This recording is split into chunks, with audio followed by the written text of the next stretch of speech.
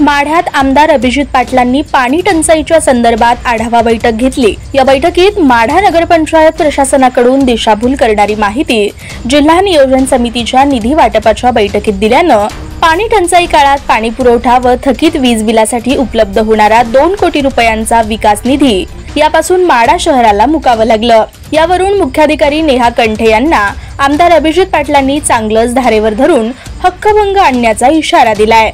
यापुढे लोकप्रतिनिधींना चुकीची माहिती दिल्यास मुख्याधिकारी नेहा कंठे यांच्यासह अधिकाऱ्यांवर हक्कभंग दाखल करावा लागेल असा इशारा देत अधिकाऱ्यांना आमदार अभिजित पाटलांनी खडे बोल सुनावले। मी पदाधिकारीची म्हणतच नाही, मी सीओवरच बोलतोय।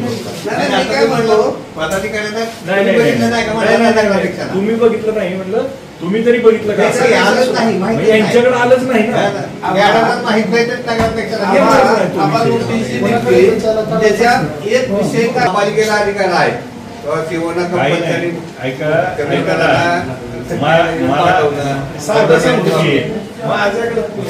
आता ते मोरे पण नाही, दोन्ही पण माझ्या हक्कभंगात आहे। फक्त मी राईज करायचा आहे आणि तिथं कॉम्प्रोमाइज, तिथं आर्ग्युमेंट नाही।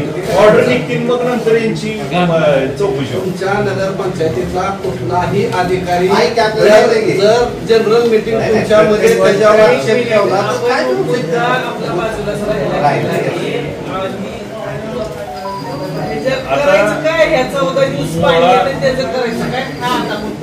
आता मॅडम मुद्दा आम्हाला ते जे व्याज माफीचा विषय आहे, तर त्याच्यात तुमचा प्रस्ताव मला असा पाहिजे की आमची आर्थिक परिस्थिती अडचणीची आहे, आमच्याकडे मुद्दल सुद्धा भरायला पाहिजे।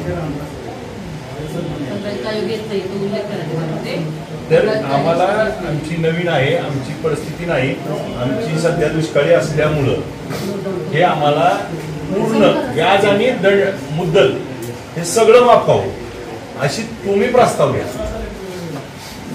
प्रोसिडिंग द्यायला तुला तरी बसवा, म्हणजे हा मुद्दा लक्षात येईल आपल्या।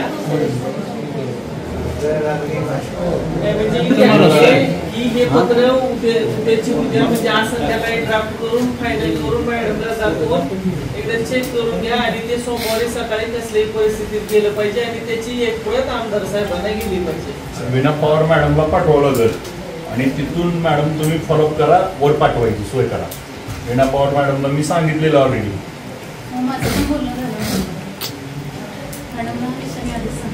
कधी ज्यावेळेस तुमच्याशी बोलणं झालं त्याच्यानंतर मग का केलं नाही?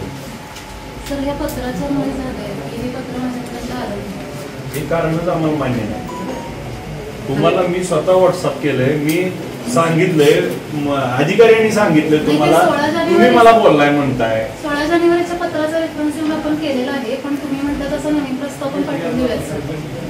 आता प्रस्ताव करा, आम्हाला एवढं व्याजाची तारखेला किती आहे,